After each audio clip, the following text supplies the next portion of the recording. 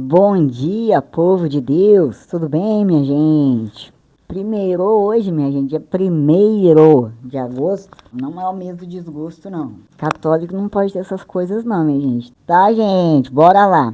Então, iniciamos agosto, tá? Que vai cair numa sexta-feira. Santo Afonso Maria de Ligório, bispo, doutor da igreja e fundador. Servo fiel e prudente, a quem o Senhor confiou a sua família para dar-lhes, na hora certa, a sua porção de trigo. Você vai pegar a sua liturgia lá em Levítico, tá? Levítico com T.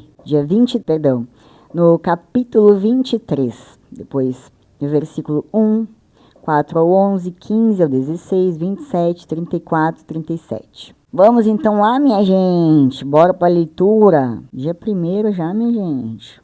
Meu Pai eterno. Em nome do Pai, do Filho e do Espírito Santo. Nosso bom Jesus, Sagrado Coração de Jesus, olha por nós. Pai que estás nos céus, a fé que nos deste no teu Filho Jesus Cristo, nosso irmão, e a chama de caridade derramada nos nossos corações pelo Espírito Santo. Despertem em nós a bem-aventurança, a esperança para a vinda do teu reino.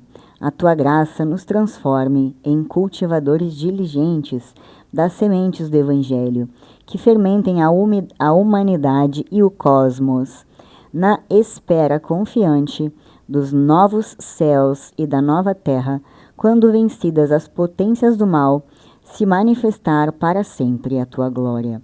A graça do jubileu reavive em nós, peregrinos de esperança, o desejo dos bens celestes, e derrame sobre o mundo inteiro a alegria e a paz do nosso Senhor Redentor. A ti, Deus bendito na eternidade, louvor e glória pelos séculos dos séculos. Amém. Minha gente, esta é uma oração, tá, do ano jubilar. É uma oração muito bonita, né, minha gente? Pegou lá, já deu tempo, né, de você pegar lá a sua Bíblia, né, minha gente? Lá em Levítico. Vamos para a leitura, então. Leitura do livro. Deixa eu pausar e voltar. Quase 5 minutos, ali não dá para passar. Então, vamos lá, ó. Leitura do livro do Levítico. O Senhor falou a Moisés, dizendo: são estas as solenidades do Senhor em que convocareis santas assembleias no devido tempo. No dia 14 do 1º mês, ao entardecer, é a Páscoa do Senhor. No dia 15 do mesmo mês é a festa dos ázimos, em honra do Senhor. Durante 7 dias comereis pães ázimos. No 1º dia tereis uma santa assembleia, não fareis nenhum trabalho servil. Oferecereis ao Senhor sacrifícios pelo fogo durante 7 dias. No 7º dia haverá uma santa assembleia.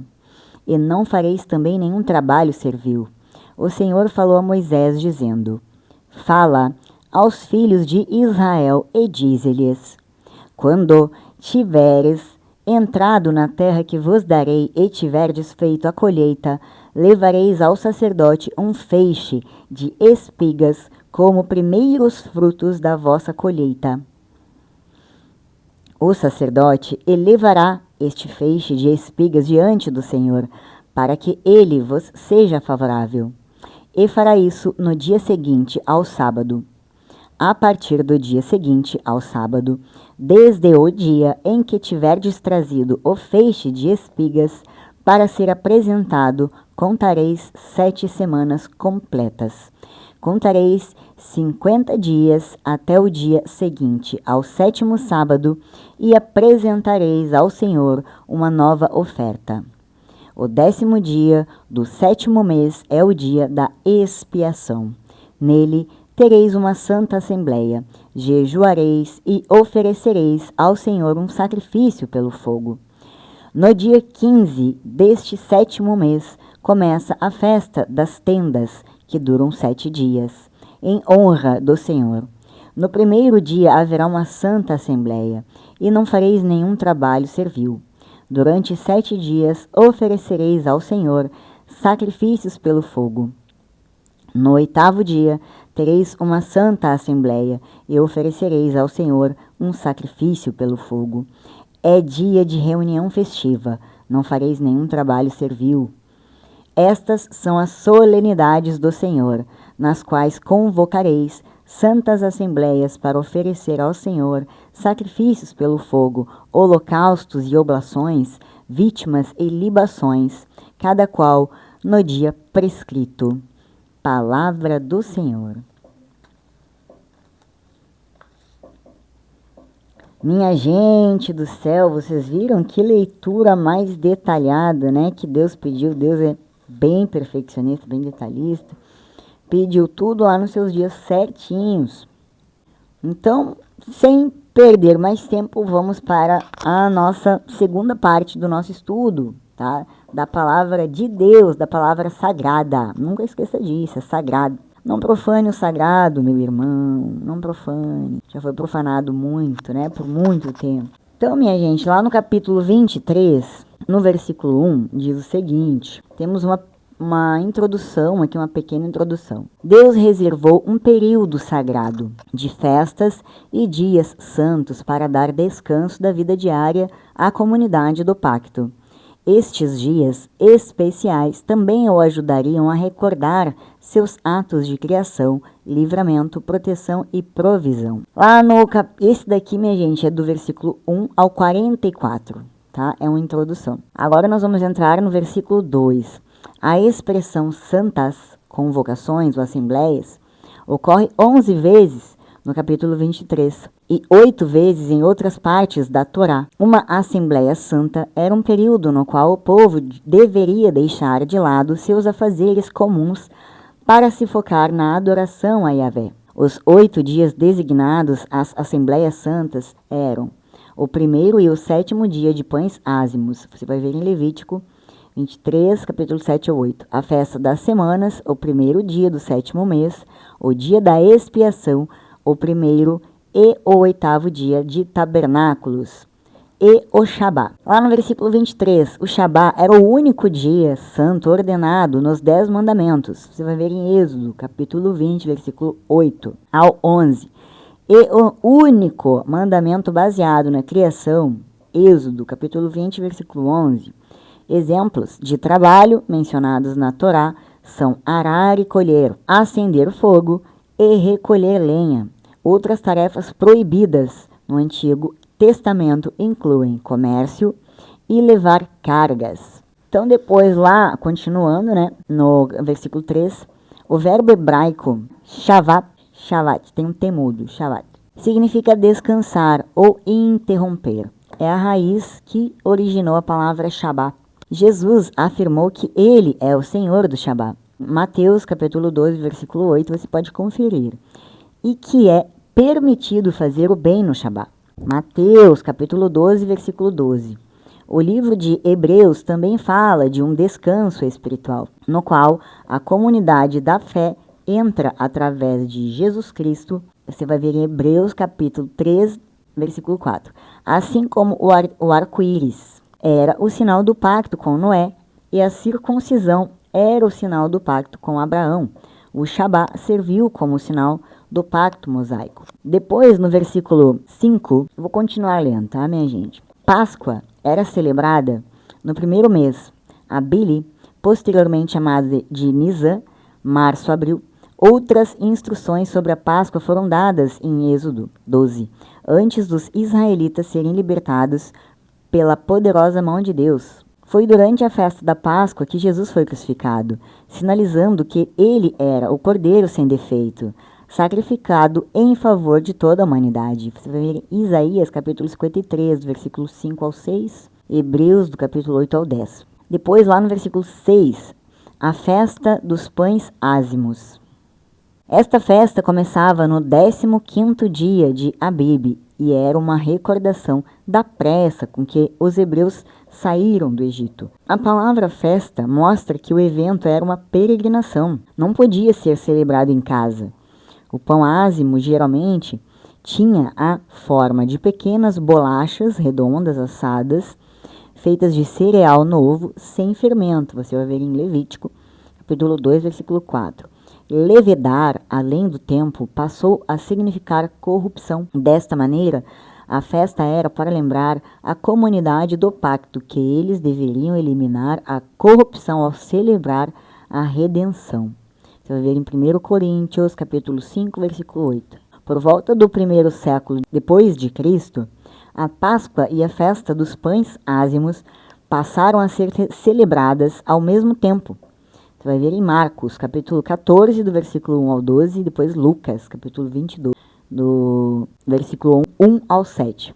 Embora a Páscoa também fosse considerada parte das peregrinações durante o reinado do rei Ezequias, segundo Crônicas, você vai conferir esta leitura. Capítulo 30, versículo 1. Do 9 ao 12, a festa dos primeiros frutos ocorria durante a semana dos pães ázimos e era comemorativa e profética ao mesmo tempo. Durante esta festa, os israelitas deveriam mostrar sua gratidão a Deus e sua provisão. A comunidade da fé deveria reconhecer a provisão de Deus, dando-lhe do primeiro de sua renda. O mover do molho era um sinal externo de uma atitude interna. Por conseguinte, ele era acompanhado da oferta de sacrifícios.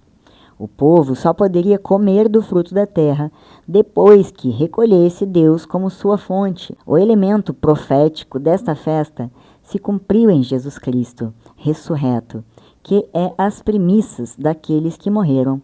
1 Coríntios, capítulo 15, versículo 20. Aí depois do versículo, lá no capítulo 23 ainda, lá no do 15 ao 22, eu vou ler direto, minha gente, até chegar no 37.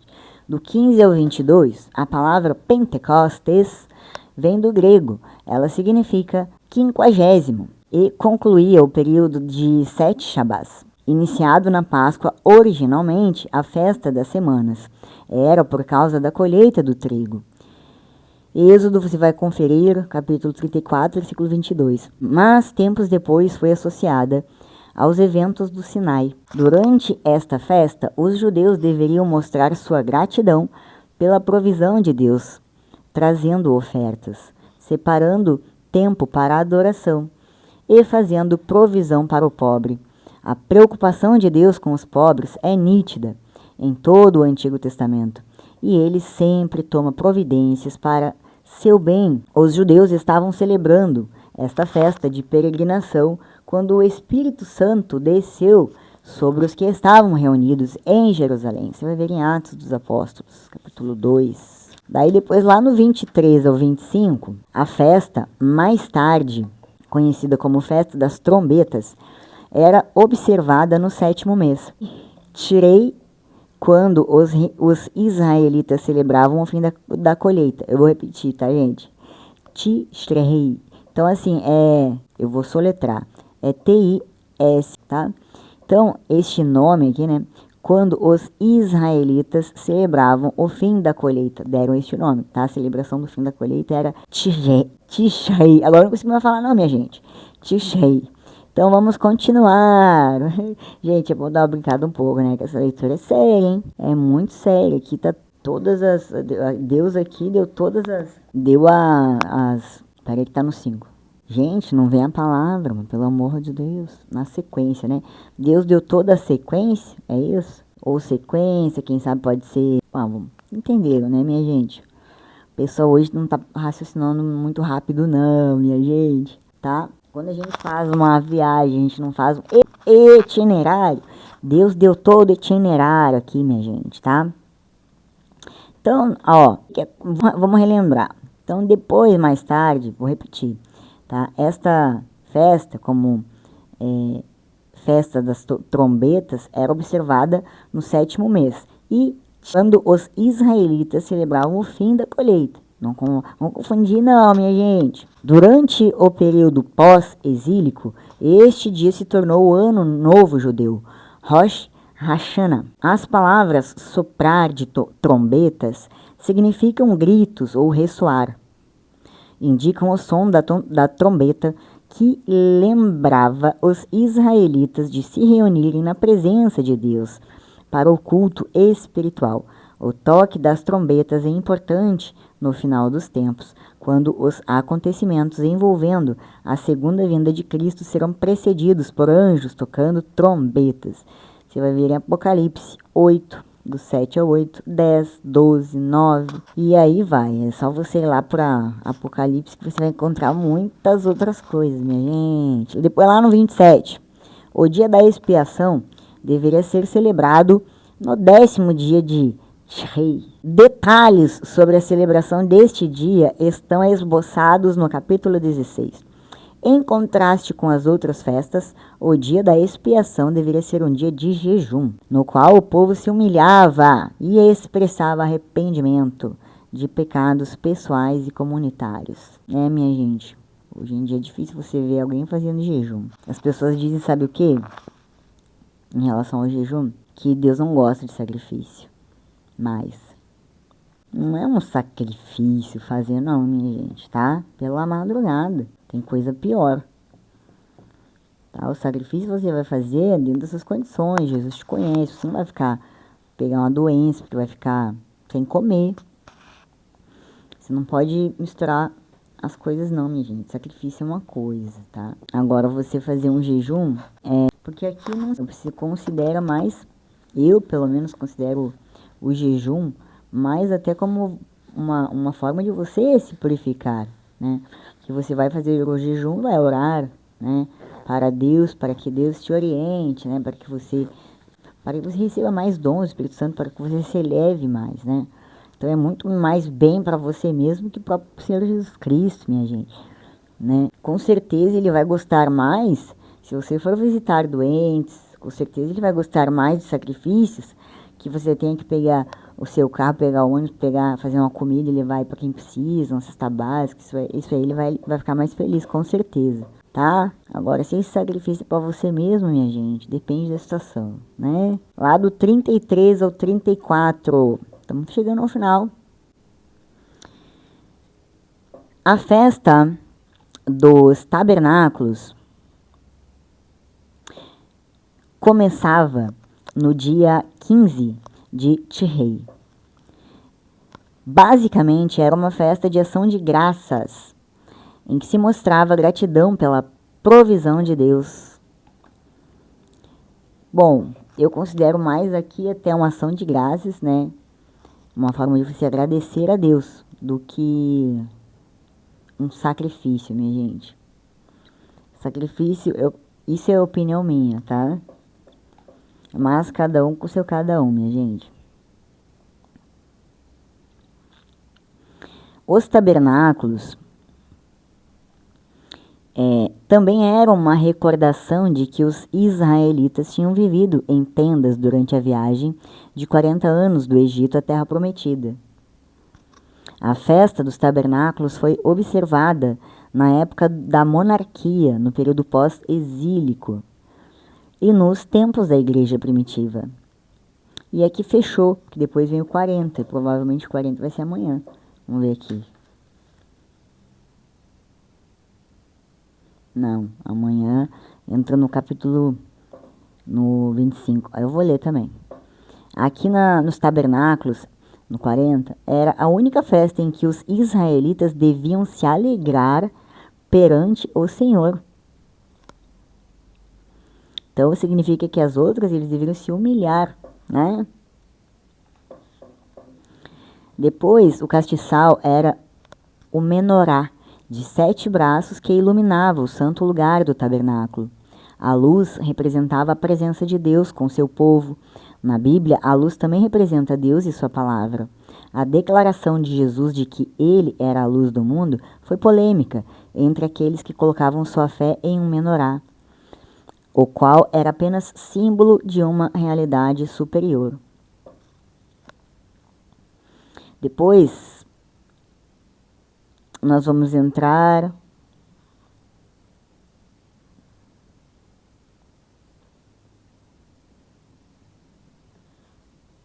depois a gente não vai entrar mais em nada. Nós já entramos no 24 e até o 23, tá, minha gente? Deixa eu ver aqui de novo. Depois pede o 25, né? Por isso que eu queria falar. Mas assim, aqui agora não tem mais nada que está na leitura. Então, para não confundir, vamos ficar por aqui mesmo, né? Vamos para a segunda leitura. Eu creio que esta leitura ficou muito clara. Então, eu só vou explicar aqui para você gravar. O sábado é um dia de descanso semanal, um memorial da criação e da redenção de Israel. Depois, Páscoa. A Páscoa comemora a libertação do povo de Israel da escravidão do Egito. Isso aqui nós estamos careca já de saber, minha gente. Pela madrugada, tá? Com o sacrifício de quem? Do Cordeiro Pascal e o derramamento de seu sangue para proteger os israelitas da praga da morte. Depois, festa dos pães ázimos. Segue a Páscoa e celebra a saída apressada do Egito, comendo pães sem fermento por 7 dias. Festa das primícias. Comemora a oferta das primeiras espigas de milho da colheita, reconhecendo que Deus é a fonte de toda provisão. Resumão mesmo, hein? Festa das semanas, Pentecostes. Comemorada 50 dias. 50, para você gravar, tá? Quando te perguntarem, para você não passar vergonha por aí, seu católico. Tá, seu fiel? 50 dias depois da Páscoa. Marca o fim da colheita e a entrega da lei no Monte Sinai. Depois, festa das trombetas. Anuncia o início do ano novo civil e é um dia de recolhimento e reflexão. Dia da expiação, o dia mais sagrado do ano, quando o sumo sacerdote entrava no Santo dos Santos para fazer expiação pelos pecados do povo. Festa dos tabernáculos. Celebra a proteção e provisão de Deus durante a jornada no deserto, comemorada em tendas ou cabanas temporárias. Agora, minha gente, vamos para o significado e propósito, né, desta leitura. Lembrar a história da salvação. As festas religiosas ajudam o povo de Israel a lembrar e reafirmar sua identidade como o povo escolhido. Minha gente, é como se fosse uma renovação da sua consagração, né? Quando você faz uma renovação, é assim, tal como, um exemplo, né? Reconhecer a santidade de Deus. As festas são modelos de santificação e aproximação de Deus, onde o povo busca ser santo como ele é. Expressar gratidão e dependência de Deus. As festas celebram as bênçãos de Deus e reconhecem que Ele é a fonte de toda provisão. Preparação para a vinda do Messias. As festas prefiguram a obra redentora de Jesus Cristo, o verdadeiro Cordeiro Pascal, que se ofereceu como sacrifício pelos pecados do mundo. Minha gente, só para constar, tá? Você aqui, a gente tem, como eu já falei, 3 etapas de ensino. A primeira que eu pego a liturgia diária, ou a Deus Conosco, que é igual, tá? Mesmas orações, tudo, mesma coisa. Só muda o título do livro. Acho que é a editora, não sei. Depois vem para a Bíblia, que é aquela mais fidedigna Torá, tá? Uma das primeiras traduções, né? Depois vem no catecismo. Então, aqui, minha gente, tá muito claro para você que quer fazer as coisas em casa, quer louvar a Deus em casa, quer Jesus está no seu coração, não está na igreja. Sim, ele está no seu coração. O templo dele é o seu coração. Mas está escrito aqui na Bíblia, né? Que dedigna a Torá. Está escrito no catecismo, né? Então, minha gente, é que eu digo para vocês, não vão achar mais próximo, mais fidedigno a Bíblia, né? O catecismo, minha gente. Tem gente que fala mal, né? Porque Deus tá vendo, porque Deus conhece meu coração, que o amor é tudo. Minha gente, Deus é amor. Também, como já falamos aqui, porque ele também é fogo consumidor, ele é justiça, tá? São atributos de Deus, não é só amor, tá? Deus não é só bonzinho, Deus não é bonzinho, é só você estudar que você vai ver. Chamou já de raposa, de um tudo, tá? Daqueles que não respeitam Deus. Ele mesmo disse, família é aquela que obedece os meus mandamentos. Nunca se esqueça disso. Agora vamos para Mateus. Lá em Mateus, você vai pegar o capítulo 13, do 54 ao 58. A palavra do Senhor permanece eternamente, e esta é a palavra que vos foi anunciada. Proclamação do Evangelho de Jesus Cristo, segundo Mateus. Naquele tempo, dirigindo-se para a sua terra, Jesus ensinava na sinagoga de modo que ficavam admirados. E diziam, de onde lhe vem esta sabedoria e esses milagres? Não é ele o filho do carpinteiro? Sua mãe não se chama Maria? E seus irmãos não são Tiago, José, Simão e Judas? E suas irmãs não moram conosco? Então, de onde lhe vem tudo isso? E ficaram escandalizados por causa dele. Jesus, porém, disse: um profeta só não é estimado em sua própria pátria e em sua família. E Jesus não fez ali muitos milagres, porque eles não tinham fé. Palavra da salvação. Minha gente, é bem isso na vida também. Nunca esqueça disso, tá? Você nunca faz milagre nem na sua casa, nem na sua igreja, nem na sua vida aí vida comum. Deixa eu ver mais alguma coisa para eu lembrar, para não esquecer. Uma coisa que eu não posso esquecer de falar para vocês. Amanhã é um dia muito importante. Amanhã é o dia de você procurar na sua igreja, a secretaria e se inscrever para participar do apostolado da oração. Uma rede mundial de orações do Papa para todo mundo, tá? Onde o Sagrado Coração de Jesus a fé principal, a devoção principal. Isso que eu não posso esquecer de falar, mas nunca, minha gente, tá? Agora vamos para a reflexão. Hoje nem vai ser isso. Sabe o que eu vou dar para vocês pensarem? Os temas, tá? Porque a reflexão, tá claro, né? Ele não foi aceito, né? Para refletir, para você refletir, né? Quando ele diz que ele ia trazer a divisão, e você dele, de Jesus Cristo, dentro da sua casa, você vai trazer divisão, porque muitos não acreditam, outros acreditam, né? Então a rejeição é incredulidade, né? O trecho principalmente demonstra isso, né? As pessoas eles rejeitaram e não acreditaram em Jesus Cristo. Primeiro porque ele era uma pessoa simples, nascido de outra pessoa simples, carpinteiro, nascido de Maria, e familiares, conterrâneos, ninguém acreditava nele. Por quê? Porque a familiaridade não os deixou acreditar, né? Diminuíram a capacidade, subestimaram, né? E nunca queriam reconhecer o poder, né? E a autoridade que ele tinha, né? Por ser filho de Deus. Profeta não estimado. Então, Jesus, ele demonstrou aqui a familiaridade, né? Com a sua pessoa e sua família. E isto impediu, né? Porque a falta de crer nele impediu que essas pessoas de Nazaré o aceitassem como o Messias, o Filho de Deus, né? Essa passagem serve como um alerta para a tendência humana de rejeitar o que é familiar, né? Que é comum. E é no comum que Deus se mostra, não é no extraordinário. Já falamos aqui, é no ordinário, não no extraordinário. E as pessoas esperam coisas extraordinárias, né? E mesmo muitos até que tenham conhecimento, até, né? Ainda esperam. Então, esta é uma mensagem, né? Que é para alertar que aquilo que é diferente, né? A tendência da humanidade é rejeitar, né? Tudo que é diferente. Pois, limitação dos milagres, né? Já falamos, porque a incredulidade de Nazaré, não foi possível que Jesus realizasse muitos milagres ali, né? Jesus só realizava milagres através da fé. Então era fundamental que existisse a fé para que fossem realizados, né, as manifestações de Deus, né? A humildade e acolhimento. A passagem também nos convida a uma reflexão sobre a humildade, né? E a abertura para acolher as mensagens de Deus, independentemente da origem ou da pessoa que a transmite. Então você às vezes, né, tem um conhecido seu lá que você não gosta da cara, né? Aí você encontra ele no mercado, aí você está passando por um pepino aí na sua vida, uma dificuldade. Do nada ele chega com uma palavra para você, já está com nojo de ver a cara dele. Você não tem ouvido para ouvir o que ele vai falar, mas ele vai falar. Você vai ficar pensando naquilo, mas você vai pensar assim, vou ouvir coisas de fulano, quem que ele pensa que ele é, né?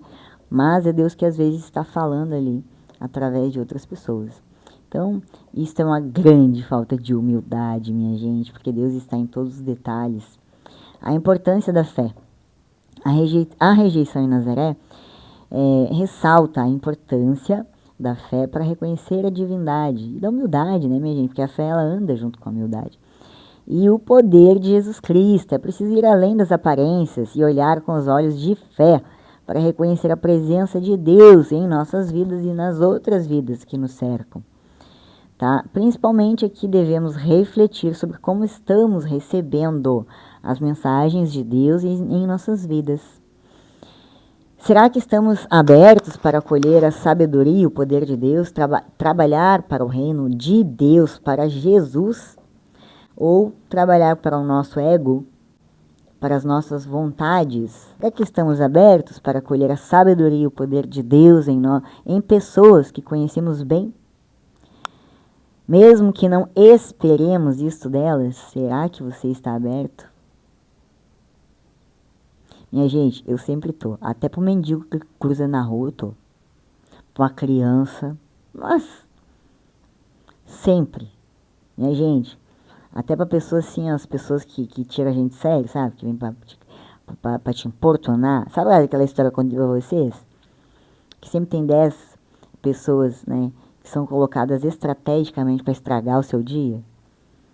Alguma delas pode falar alguma coisa para você, que Deus usa até o trem que é ruim, tá, para falar os trem para você.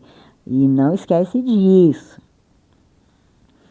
Tá? Aí depois diz o seguinte: estamos presos a esses preconceitos, as expectativas, né, de que que as pessoas nos babem, né, que nos impedem de reconhecer a ação de Deus em nosso meio, só porque não fazem o que desejamos, né?